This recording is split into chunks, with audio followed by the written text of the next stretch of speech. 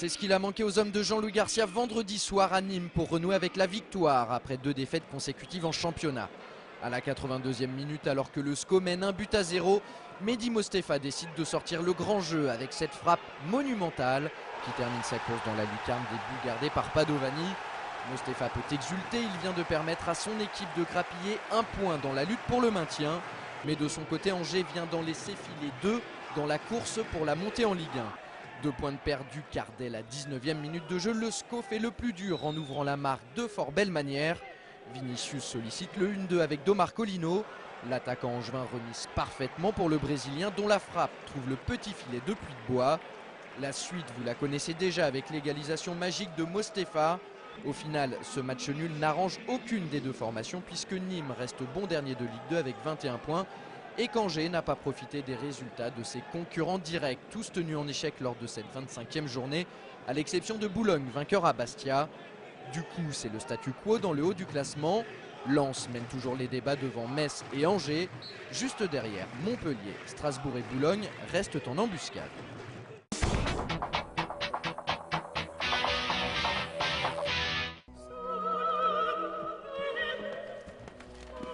Pour conclure ce Sport News, quelques images du Grand National de Saumur, l'épreuve qui lance la saison de concours complet. Une fois de plus, ce week-end, Nicolas Touzin s'est imposé. Le cavalier de Saint-Clément-de-la-Place, double champion d'Europe, est arrivé premier du classement sur son cheval Hidalgo de Lille. Allez, une de plus. Une de plus, mais qui fait bien plaisir, ça me rassure. Ça me rassure, non, Hidalgo il était top.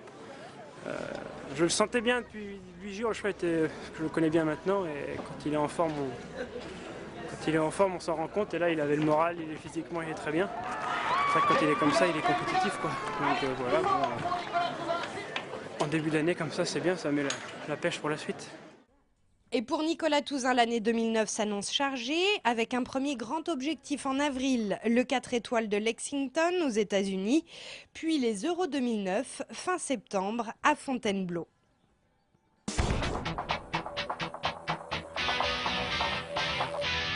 L'exploit du week-end, il est à mettre à l'actif des joueurs de Michael Hay. Samedi soir, les basketteurs angevins sont allés battre le leader, Lille, chez lui. Victoire d'un petit point, 68-67.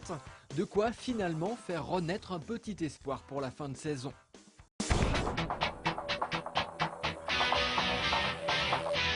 En rugby, 16e victoire en 16 matchs pour les joueurs du SCO.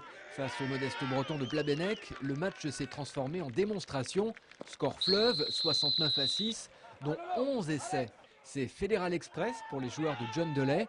Encore une victoire ou deux et ils auront assuré leur ticket pour une remontée en Fédéral 3.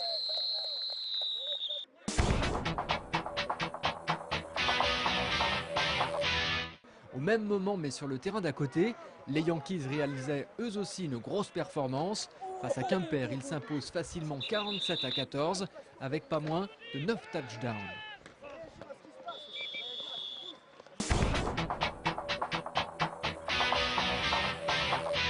Alors que les Ducs d'Angers s'apprêtent à entamer la phase des playoffs contre Amiens demain, une bonne nouvelle vient de tomber. L'entraîneur des hockeyeurs angevins, Akil Aimé, a en effet re-signé pour la saison prochaine.